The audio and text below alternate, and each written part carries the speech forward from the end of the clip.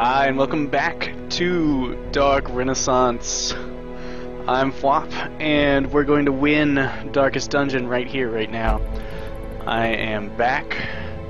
It is time for our second embarkation, and I'm going to show you something I do just to help me organize myself.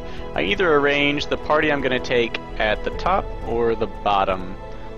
So that when I'm switching between upgrades, which I don't have to do just yet, and embarkation, I remember who I want to go with me. Also, currently dealing with items is a little cumbersome. So for maximum efficiency, which means taking useful items off people who are stressed out and taking them somewhere else, you kind of have to manually go through everyone and check for items. Fortunately, I haven't built up a huge stock yet, so that's not much of a problem. So, we've already done everything we're going to go in town. We got these guys de-stressing, these people are ready to go. Everyone is of course fully healed because we beat the mission. We're going to try for this ancestral ring. It is a medium mission, which means we're going to face more resistance longer. And it's a camping, because medium equals camping. Also, I think, it's going to be like 10 rooms? Maybe it's 4 more rooms? The rewards are also higher for it being a longer mission. We also receive more Resolve XP. Resolve XP, one thing I didn't mention is when you level up, you become more stress resistant. So these level 0 guys can stress out pretty hardcore, unfortunately. However, everyone starts off with 3 camping skills. So that's what we're going to focus on today, is the importance of camping. So here we've got the Jester skills, Tiger's Eye, 1 companion, plus 10 accuracy, plus 25 stress resist. Because we're only camping this is until next camp or quest ends. Since we're only camping once, this will be for the whole quest after we camp. So we're going to want to, I prefer to camp early often to get bonuses up, which I find make it less likely for me to get completely destroyed later on in the mission. But let's take a look at what our camping skills are. You've got Stand Tall, 35% self-stress resistance. Zealous Speech, heal 10%, reduce stress by 10 for all companions. Does not include him, I'm pretty sure. Now, one of the excellent ones we don't have access to for the Crusaders only is Unshakable Leader, which is all other companions 20% stress resistance. Fantastic. When mixed with Stand Tall and Unshakable Leader, the Crusader can basically shield your whole party from a ton of stress. The Occultist has some really strange and intriguing abilities. Unspeakable Commune, heals himself 30%, increases speed by 5, more than doubling it at his current speed.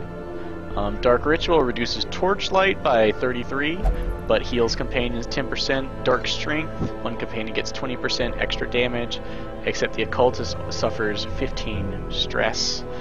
And Abandon Hope, which reduces his stress by a lot and increases everyone else's stress by a little bit. The Hellion, let's see, can sharpen her spear for 10% extra crit, which is a huge amount. Note she has 3 base, so that's like quadrupling plus her current. Revel, which penalizes her, but reduces her stress by a good bit and heals. I'm not sure if that penalty lasts until next camp. I hope it doesn't.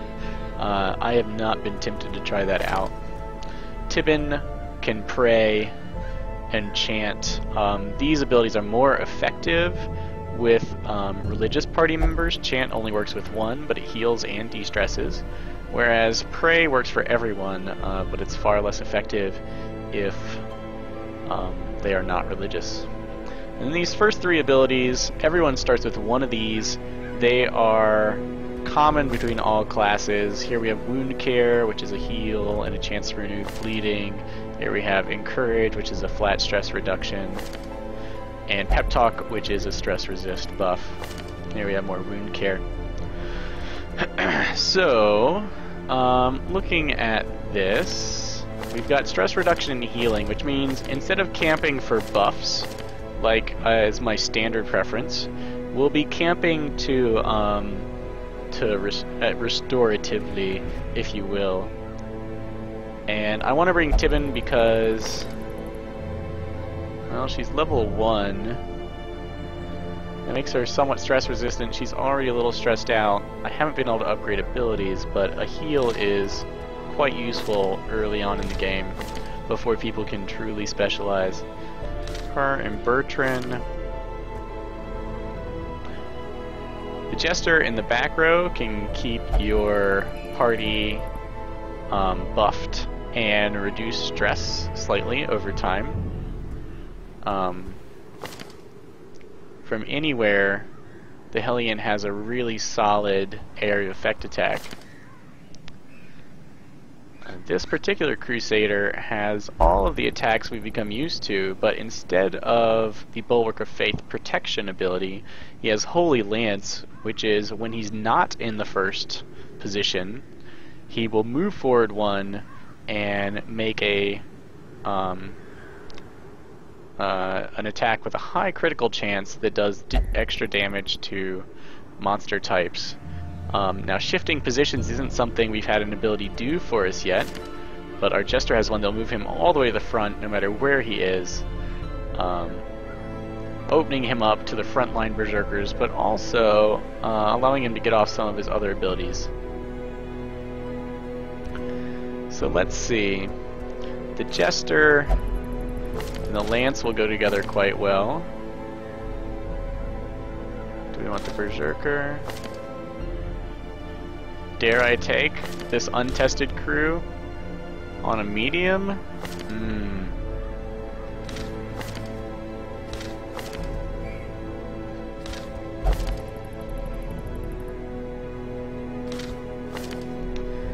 I feel that heals are pretty darn good, although going straight out Berserky is surprisingly effective sometimes.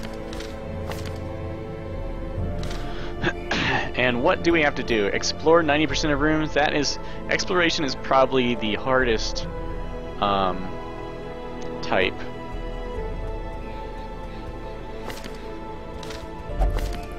Slayer of Eldritch, Witness, Money, Diurnal, Warren's Adventure. None of her stats are particularly helpful. Oh yeah, I forgot. Lockjaw. Unfortunately, Lockjaw is just a major detriment to us right now, so we will not be taking her. That means our party is going to look like this. Who do I want in the very back? Stress relief. Okay. Let's look at his positional advantage. He wants to be near the back, but he's got stuff he can do at the front, so we'll put him in second. She is fine near the front, and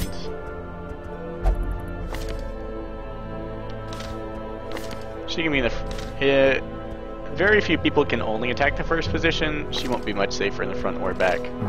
Did we capture any interesting equipment? Only for plague doctors and lepers, unfortunately. Alright guys, let's go.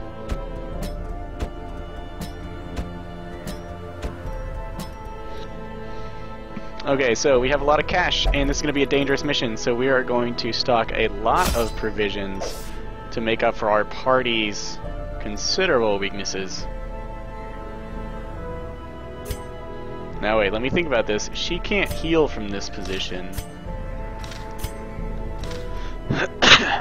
Oh no, we've got this under control. Now this is kind of advanced, so I'm... Alright, first off, food equals healing, so we're going to take a good bit. Second off, there's going to be more rooms, so it's much more likely we're going to need shovels. Also, when adventuring in the ruins, since those cabinets can be cracked open with shovels, taking an extra can either help you deal with obstacles or crack open cabinets instead of using a key. We're going to bring one of everything. We're going to keep torchlight very high. Also, camping completely refreshes your torch, so you can play around with that. And of course, the firewood takes up a slot. So, if you start running out of room, remember you can camp to free a little bit up. And what do I want here?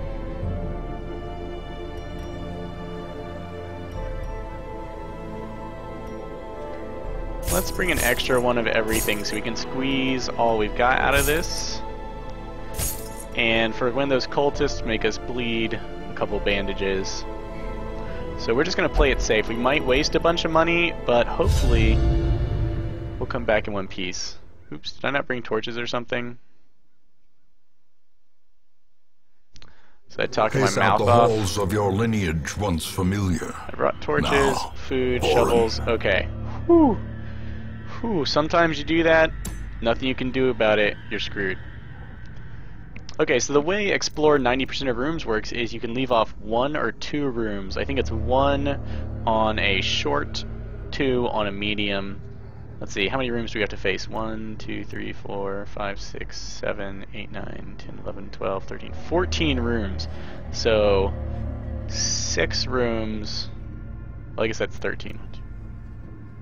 Yeah, 5, 8, 11, 13. So 6 rooms for a short and 13 for a medium. So let's take a peek. If you see an obstacle at the very beginning and it's only blocking off 1 room, sometimes it's best just to retreat. Alright. His negative quirk took over and he just had to touch it. If he didn't have that quirk, we could have dumped some holy water on it, dissolved those ashes, and gotten a pure positive benefit. Great start. Great start. Right on my most stressed out party member. Thanks, game. Alright, fortunately empty. That's exactly what you want. Now, when you're retracing your steps, so we walked here and we lost 24 torchlight. When you are retracing your steps, each one of these squares only reduces your torchlight by 1 once you've already walked them. That's if they're lit up. Occasionally you can have the game glitch a little bit and leave a square darkened. Now, each of these dark squares that you walk reduces your torchlight by 6. We're at 72. That means we can crack a torch for 97. Remember, you can encounter monsters in the hallway. Each square can contain something. So we want our light high for additional chance to... Eating already. No one's wounded. It does restore a little bit of health, as if you'd each eaten a food. But if you don't do it and starve, things get pretty rough. Here we have a cabinet. We're going to go and smash it open with a shovel. Boom. And we'll take the goodies inside. If you try and open it without using a key or a shovel, there's a chance you'll hit a trap. There's no chance of hitting a trap if you use a shovel or key, if you use the correct item. There's still a chance for good stuff. There's also a chance you'll get nothing, but you are guaranteed a good result if you use the correct item. We are in the right order. Yes. This is kind of nerve-wracking. Oh, fight with spiders. They're weak but fast. Okay, so from the back row, there are 3 moves I can do. This one lets me attack pretty much my pick of these guys. I'll do 4 to 7 damage, which is a small chance of killing them. I can try and de-stress everyone. I can increase everyone's accuracy and crit chance by a little bit. Let's see, 67% chance to hit. Let's go ahead and put some hurting on these guys. I find spitters to be the worst. You'll have your own preference for which ones you let live. That sucks. We got stunned. Fortunately, he got his action this round. Unfortunately, he's marked, so the other spider's going to gang up on him. This could be really bad news for us. But, ouch, guys. Ouch. Well, at least he absorbed everything they had to offer.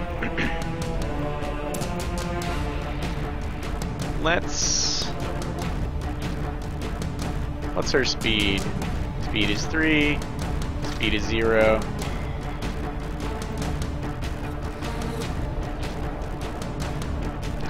She can't use this heal from her current position, so we're gonna use the question. No, we're gonna go berserk. As the fiend falls. Alright, we really lucked out there. A lot of stress relief on him. A devastating blow. She does not get a chance. We want to use her smashiest ability to try and kill a spider outright. Excellent. A singular strike. Unfortunately, can't use Holy Lance because we are too far back. Now, hopefully, this spider can't kill us. Oh, excellent. Let's restore a little health to our beleaguered jester. Let's restore a little more. He resisted the bleed. Unfortunately, we rolled a 0 for the heal. Thankfully, the game has seen fit to mercifully spare us a hit. If we're lucky, we can stun this guy. Alright, so a really common tactic you're going to have to get used to is stunning enemies to buy time to use your beneficial abilities. Since you can't use them outside of combat, use them here. This guy we're going to send to the back for purposes of wasting his turn. Oh no, now we can't heal. Confidence surges as the enemy crumbles. Okay, we will take these goodies. He's ready to go down to this venom. I did not bring an anti-venom because I dislike anti-venoms. We can try camping right now since we are in a room. Oh, look, we scouted. Now we may just have to turn back. I do want this ancestral ring and all. I would prefer not to have everyone dead. We have an extra shovel even after we take care of this. He's going to be brought down to 1 health. Let's see what's in the coffin. No, not you. Not like that.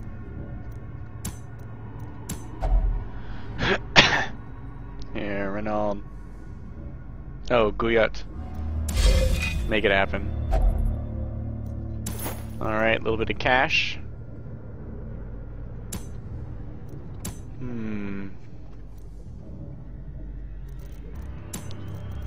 We are going to have to deal with this. We could pump a little bit of food into him since we did bring quite a bit. Nothing for it. Now, since we scouted, we know there are no combats all the way up to here. That means I can just let the torch die down. Even the cold stone seems bent on preventing passage. And pray for some beneficial stuff. Alright, this guy's quirk is kicking in again. And he contracts creeping cough, which is pretty brutal. -5 accuracy, -5 dodge, -1 speed. Thanks Paranormania with his obsession with the paranormal, causing him to go after these ashes. Now the torch is dying down. What I'm going to do is I'm going to camp when I get to here. That will completely restore my torch, so I'll just let it go down. This guy... I'm not going to ask for trouble by reading those books. Alright, we will perform a alchemy experiment using medicinal herbs, which nets us not even as much as the medicinal herbs were worth, unfortunately. Excellent, we triggered another scouting. So there's a combat right outside this room.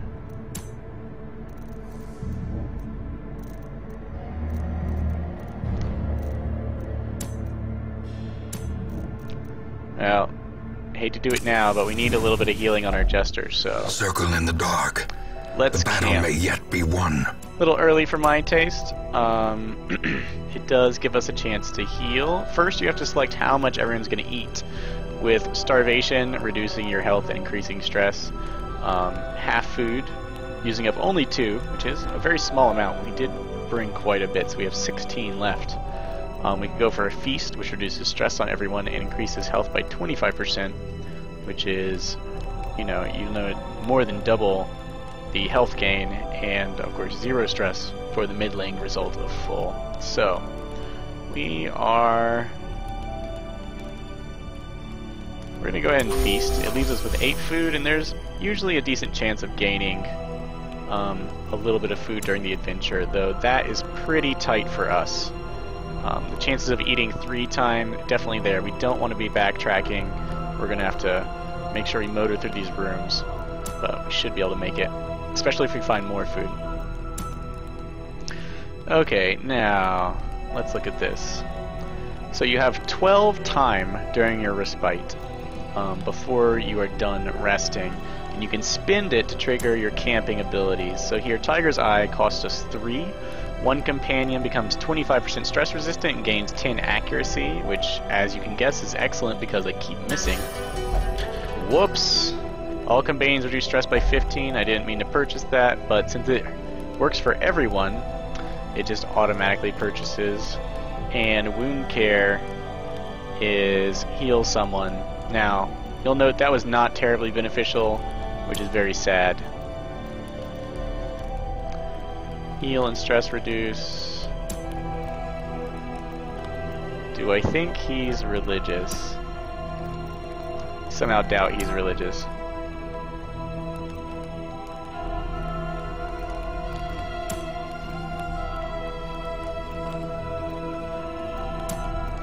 We're gonna give the Eye of the Tiger to our Crusader.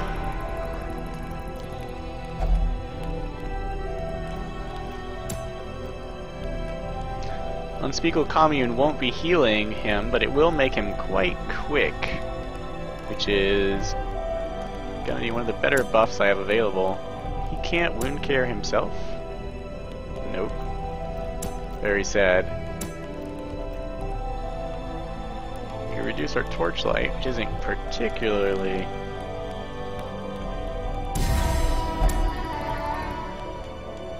If religious, heal 15%. If not, heal 5. If religious, reduce stress by 15. If not, 5.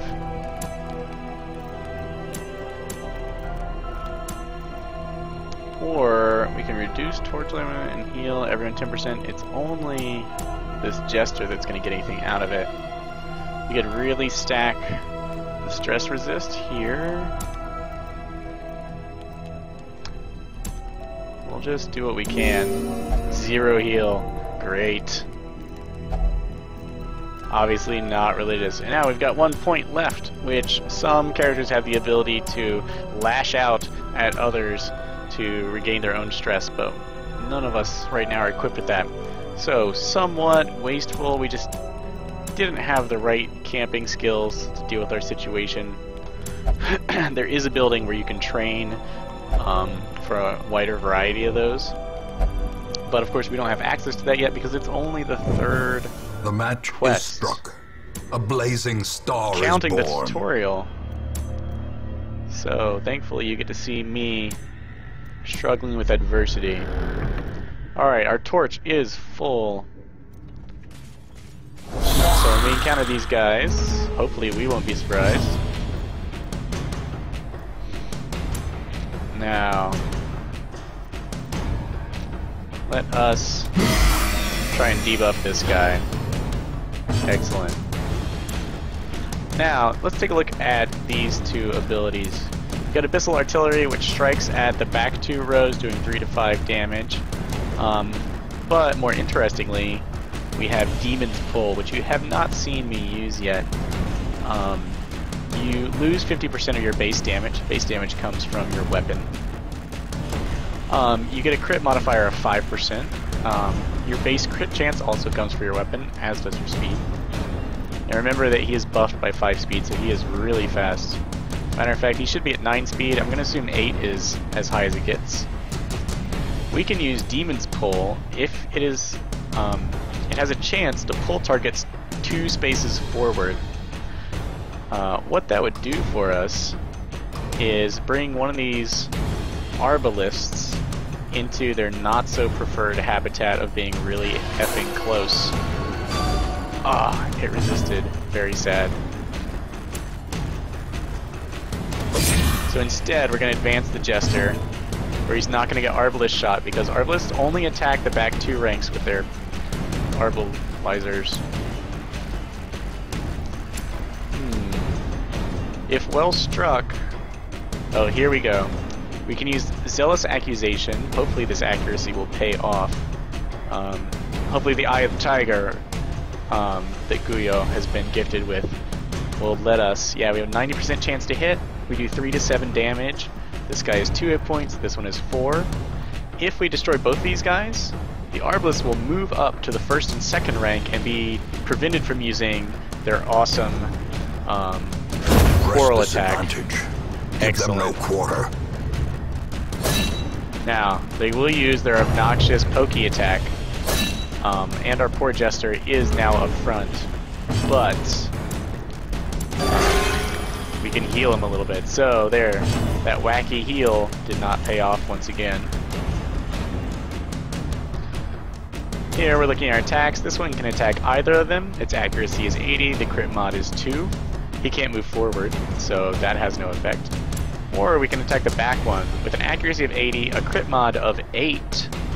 That's quadruple the crit chance bonus, and the chance to bleed. Now these guys are immune to bleed, but critical hits are amazing, so let's go for it.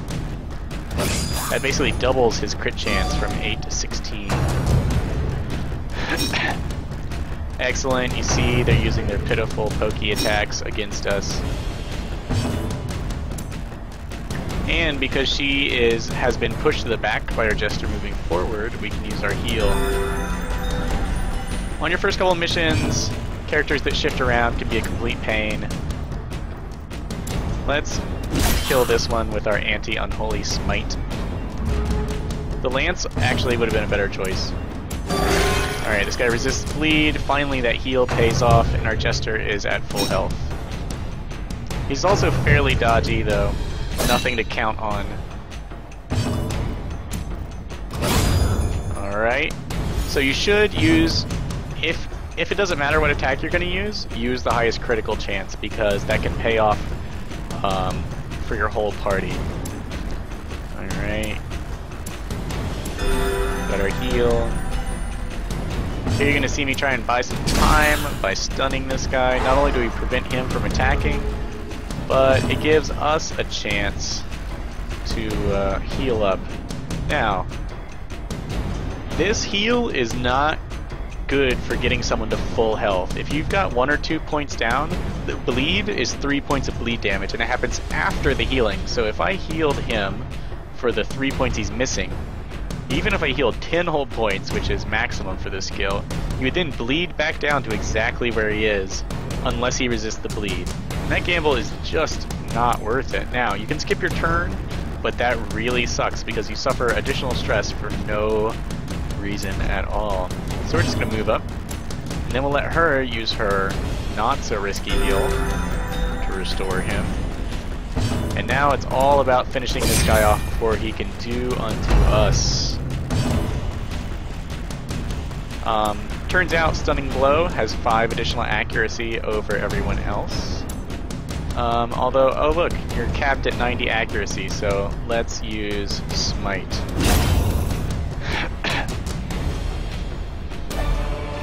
Remind yourself that awesome. Overconfidence Remember to is toss slow your characters back into killer. the order you want them in. So if I wanted to use her heal more, I could shift her to the back, where she could start off healing at the very beginning of a fight.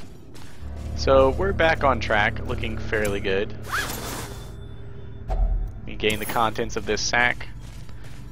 Now if you were going for maximum loot, you would try and run the torch down, and your guys would have a lot of stress resistance because of course having the torch low causes tons of stress. And here we have an Iron Maiden that this guy just has to stick his hand in. Thankfully it's full of stashed loot instead of horrific stabbiness. Alright, now our torchlight has dropped. We have not scouted this corridor. There might be monsters. There's a trap. Oh, we dodged it somehow. With our pitiful 0 dodge, it seems kind of unlikely. Lucky us. Alright, we triggered a scout. Some classes just have a chance to scout. I believe Jesters are one of them. Highwaymen, grave robbers, and bounty hunters are much more adept at it and have camping skills that can increase that chance. Now, when you see a trap, that's this spider web, you have a chance to disarm it. Now we know there's no trap going this way, nor are there items because we scouted here. We're going to skip that trap. We can actually get the item by going to this room and peeking our head out and then retreating. If, oh, we have to eat. We only have one meal left in us. Will we be able to explore all of this junk before we starve? Okay, we did not scout. We're gonna have to backtrack at some point.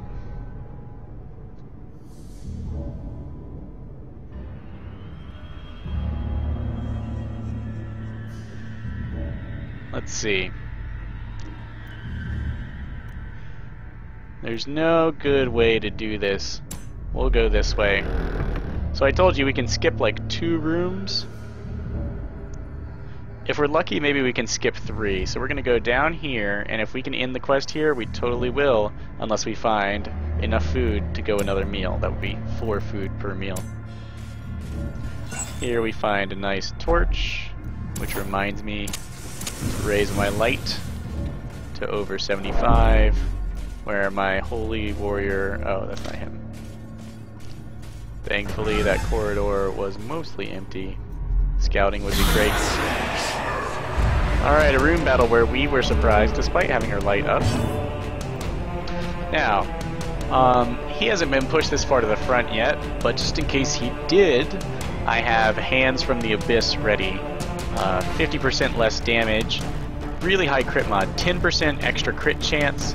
It lowers my torchlight, which is interesting. In a fight, really all that's going to do is, well, it will increase your stress, but it could also get you into that better loot range, and it has a 100% chance to stun somebody. Now, the Bone Rabble has 0 stun resist, the Cultist Brawler is 25. You can see the resistance in the tooltip. Unfortunately, we can only stun people in the front, but you know what? Since we're up here, let's do it. I would love to stun this guy more than anything else, but I missed. How quickly the tide turns. Alright, the stress isn't so bad, but the health is. And the bleeding begins. Stop bumping me. That guy's pitiful damage is one of the reasons that we weren't too worried. Now, oh, we get pushed to the back, which is fine because we didn't want to be in the front anyway. Thanks. Our Holy Lance is great for stabbing at the back of the pile. We can go for some group damage, or we could go for a stun. We've got a chance to kill. What other attacks do we have here? From 3rd rank, she can attack anyone. Alright. Let's try and take her out before we have to next deal with anyone. Alright, this attack will put bleed on these cultists, so we're gonna go for it. As that could really help us out. And then she's got the light smack down. Aw, not quite enough. Thanks, Obama. Fortunately, we have Abyssal Artillery, which lets us strike at the back too, and that speed upgrade lets her beat out the incredibly fast Cultist Enchantress. Thank you. Rah. Oh my god. The Egyptian deities are really coming through for us. This guy will die from bleed eventually, so I'm just gonna put the bleed on this guy, put that evil on him.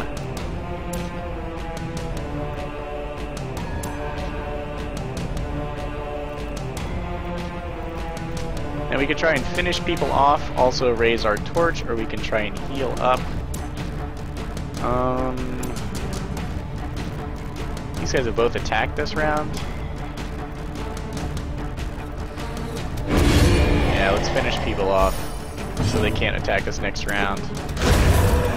There we go, very efficient. You can use AoEs to finish off one guy and deal a little bit of extra damage to someone else. Go for it, unless you really need like a crit or something. Alright, since he is already bleeding, oh, it's only 1 point. We have bandages, which in conjunction with the skill can allow us to overcome its negative side effects. Alright, net 2 heal is not so bad. We'll let this guy keep going at us. while we try and restore a little bit of health.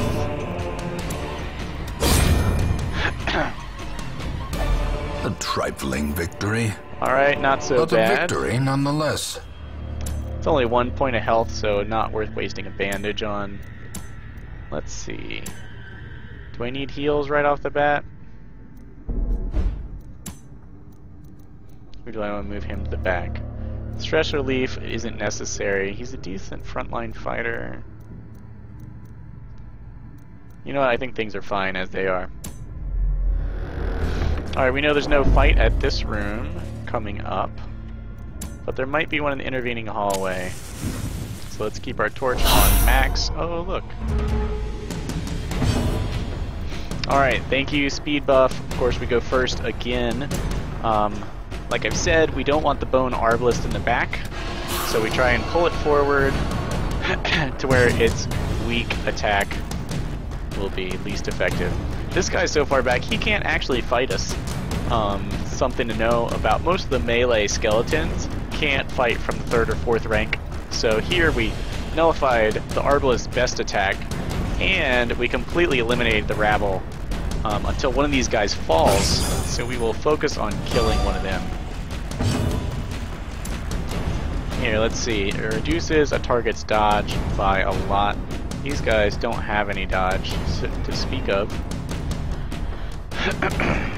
Should we heal or smash? Let's go ahead and heal. The Jester's pretty wide open to taking some hits. This Bone Defender is no joke. Oh, I lied. The Bone Rabble can't attack from back there. He can't attack from rank 4. Maybe the Bone Defender can't attack from that position. Since he can attack me, 6 to 13, huh?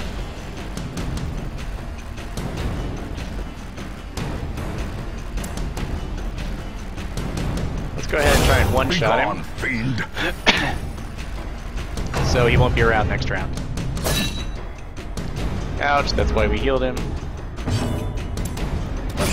He can keep making his pretty good high crit chance attacks against this guy. We know the bleed won't work. We're fine with that. Now, this guy's down 4 health. We can heal up to 5. And the defender has... no. Too many hits in a row can bring our Jester down. Excellent resist, perfect heal. Wonderful. Hope for the best, prepare for the worst. These guys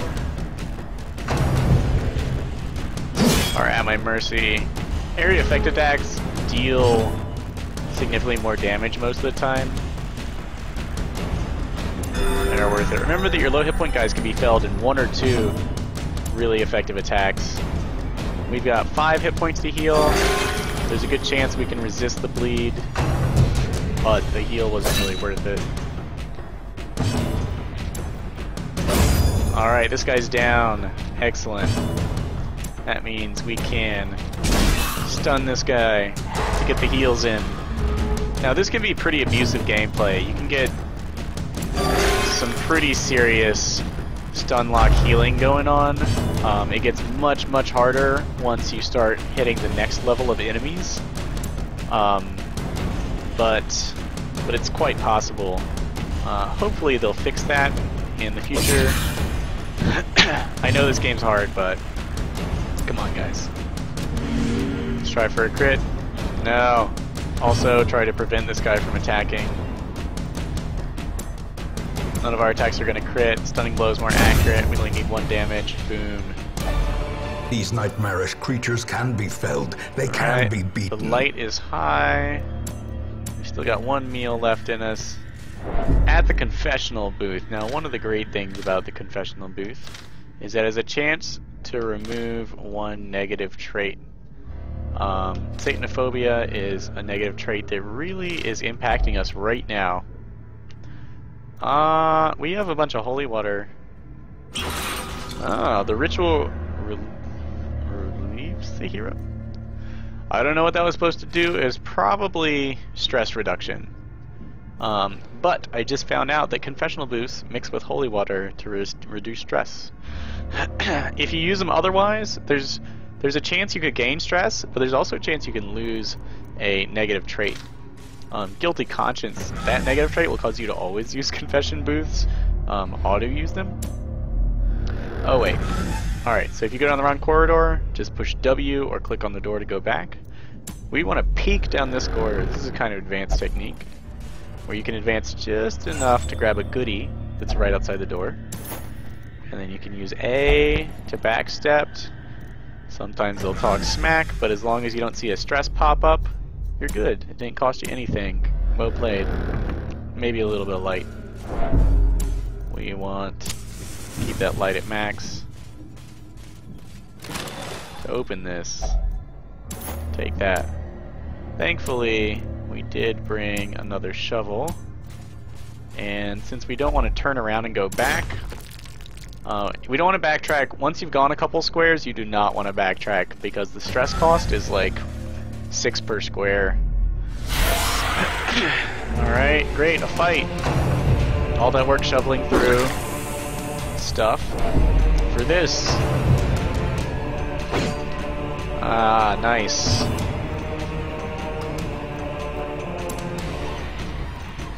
Now, pulling her to the front does not really help you that much, so we're going to go for pure damage. Whoa! Whoa, excellent, excellent. Well struck. Alright, Eldritch Pull. No easy heals for us, but she did bring the wrath of the righteous down upon them. Let's go ahead and try and debuff this guy, as he will be around a while with that high hit point pool, double that of the other enemies. And we can decide to finish her off. Yep. It's almost always better to eliminate an enemy. Now, if she was still around, we could have used Lance, so maybe it wasn't the best idea to finish her off, as now we have to inefficiently inch forward. Alright, he's best at attacking people at the back row unless he is near the front, so he's reduced to heal. You know what, we're actually going to switch him with the Jester, because that heal could cause us just as much pain as helpfulness. Alright, we're going to put the smack, the evil on him. We resisted the bleed. Let's try and stun this guy. Excellent, because we don't want to deal with his turn. Since we're here, let's just do a little stress relief. That's why I moved the occultist forward, because that particular skill can only be used by the Jester in the very back rank. Heal. At this point, when they're down 3 hit points, and it does 3 hit points, it's kind of crapshoot. You might actually hurt your chances. But otherwise we have to switch ranks. We don't even want to do that. Who has the most bleed resist? His is 40%, 30, 40, 30. Might as well use it on himself. Lucky us. Turned out perfect. Now it'll be worthwhile to heal him. Okay, we're gonna keep trying to debuff this guy, finally. Not that it's guaranteed to help, but you never know. Note that buffs stack. If we were using this party ballad that increases our aim and crit chance, it will stack with itself up to 3 times before it starts to wear off, I believe. Stun this guy. Time to use this heal. 8 health, nice. Let's see if we can't just...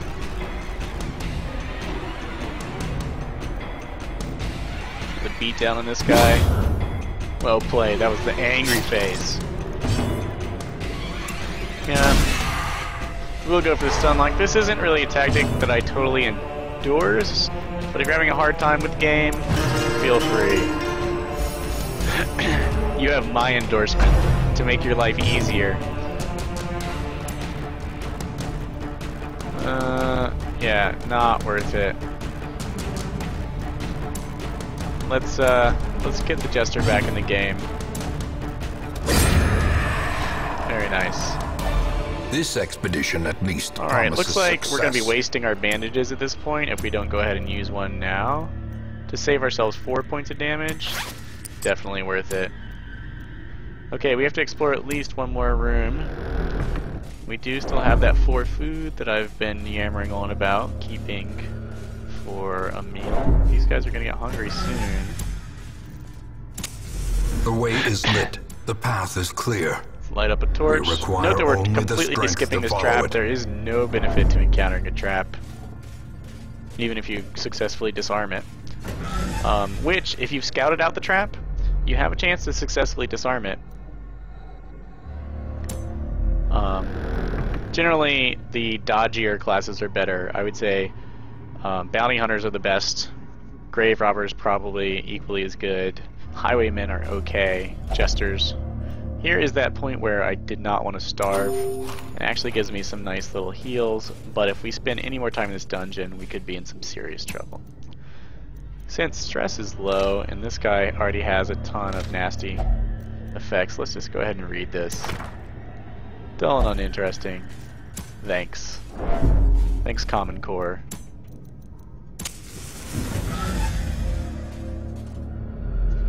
Alright, we lit the lamp. We are scouting.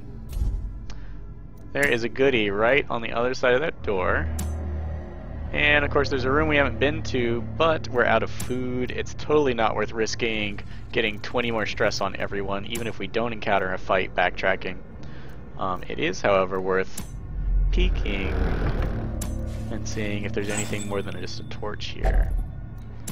No dice, so we didn't fill up, but we did complete the mission relatively unscathed even. I think we actually reduced stress. Thank you, camping. We did waste a number of resources here. This is, you know, what are these, 150 each? 600, 750, these are 411. Yeah, this is about 1,500 in resources, provisions that we didn't use, but we were quite thankful for the ones that we did. And of course the mission turned out successfully, and we're bringing far more than that back with us. So all in all, grand success. The shifted corridors and sloped walls of especially our because if you were to buy this from the item trader building, which is the Nomad Wagon, it would cost you 25,000 gold. That's right, that's more than double our whole haul here, including quest reward plus collected treasure. You get crests, a couple busts, isn't going to make anyone, isn't going to impress too many people, but this ring is a pretty sick find. Also, for a crew of 3 rookies, things turned out quite well. Amateur armorsmith, always better to get that early before you paid for a bunch of armor, as it makes it cheaper. Unyielding, death blow resistance, you can imagine how useful that is. And Slayer of Unholy is actually a good match for her. Excellent on Guyo, but Tibin has some anti-unholy tendencies. So, quite proud, quite proud. That turned out very well. I can still see their angry faces as they stormed the manor. Let's take a look. Alright. I was dead before they found me. Yeah, and dead the and letter still was on talking. its way. You guys think about that. It took me a second, but I'm pretty sure your ancestor is not completely out of the picture just yet. So, Cormier has left on a quest of personal hardship and pain after experiencing flagellation. So he's not available to us at all. You know, we have no plague doctor on our roster. However, he did recover from being selfish and healed, I'll assume, 80 stress points. So one of the dangers of stress relief is that they may just disappear out in the woods, or on a bender, or on a quest of personal suffering. Renaud is back and his stress is low. Dismas is back and his stress is... Highwaymen actually may deal better with tavern stress relief, but you know, there are also positive benefits to be gained. I know from meditating a lot of people in my first game, you can gain improved balance, as if you were performing yoga or something. So before I let you go, let's talk about the Guild and Blacksmith. Now these two buildings are used to upgrade your heroes. The Guild upgrades your hero's skills to higher levels. Every upgrade, in general, if you can target it, if it targets an enemy, every upgrade comes with 5 more accuracy and 1% crit chance.